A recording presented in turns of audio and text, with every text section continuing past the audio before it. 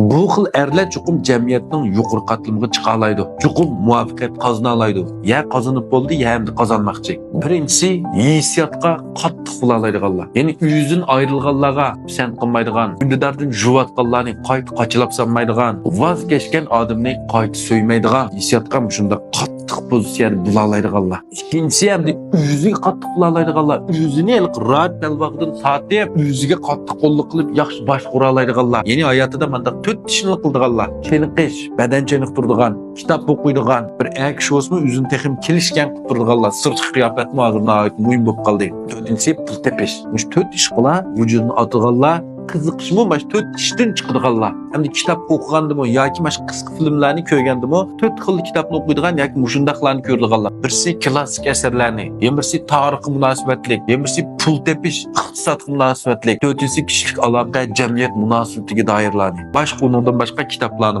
o'qishning bak zaruriyati yo'q. Qisqa filmlarni undaq mazmunlarni ko'rganning foydasi yo'q. Uchinchisi o'z kasbiga qattiq qo'la oladiganlar, ya'ni o'z kasbiga, o'z quvvatqashqa qattiq talab qo'ya oladiganlar. Boshqalar talab qo'ymay, mana shuni menda qarab qilsam bo'ldi deysin. Ya, men bu ishni chuqum mandaq qilishim kerak. 100%lik operashim kerak. Xaridor menda rozi bo'lish kerak.